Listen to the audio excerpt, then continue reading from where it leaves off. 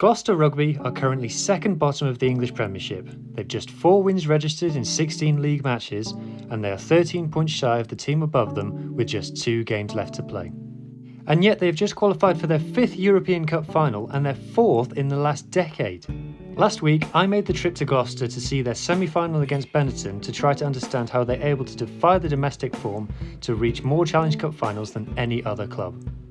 Here we are then, just arrived in Gloucester. I've parked in a different place where I did last time, because last time I got a 60 quid fine. Weather is absolutely stunning in England today. It's been absolutely disgusting for weeks, and this is the first day of sunshine. Obviously the Benetton team's brought it with them from Italy, so can't wait, see you there.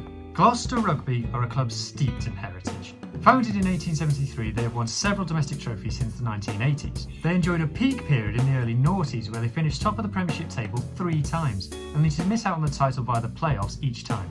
Recent times though have seen them finish in the top half of the table just twice since 2012. This season they have scored the 2nd fewest tries in England and conceded the 2nd most, only kept off bottom spot by the hapless Newcastle Falcons.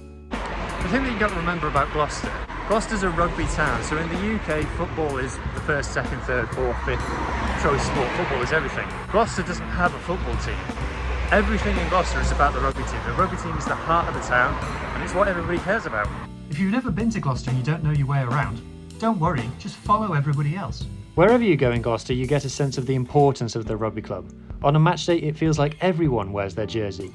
The stadium has a really old school feeling to it, and you feel up close and personal with the action on the pitch. In the ground, I found myself amongst several Benetton fans, and sadly, my best league tendencies got the better of me.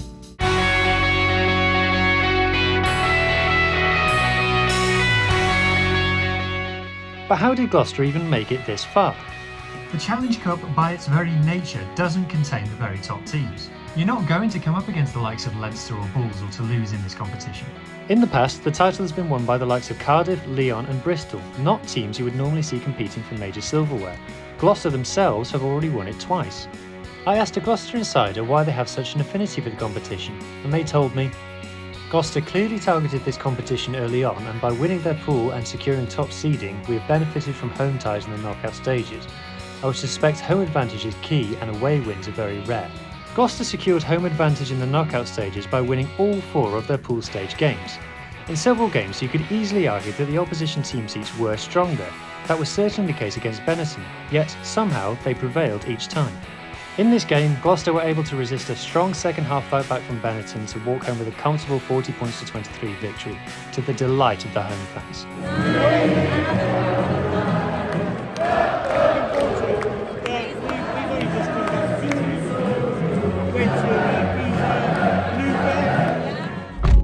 So what do we make of that match then? Gloucester didn't necessarily play the better rugby.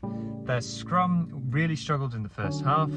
I thought Benetton's line-out functioned really well, but Gloucester managed to get the driving maul going and capitalised on Benetton errors. Benetton will be kicking themselves, but from a Gloucester point of view, if multiple teams are disappointed and kicking themselves against you several games in a row, you're the common factor, aren't you? Both the Ospreys and Benetton, for me, had better teams on paper than Gloucester did, and yet they won both games comfortably, so they go into a final against the Sharks, who also have clearly a better 15 on paper, with nothing to fear.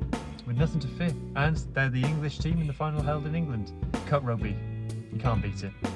This month, the Pirate Rugby is sponsored by Manscaped. Use code PIRATE20 for 20% off and free shipping on checkout. Cheers.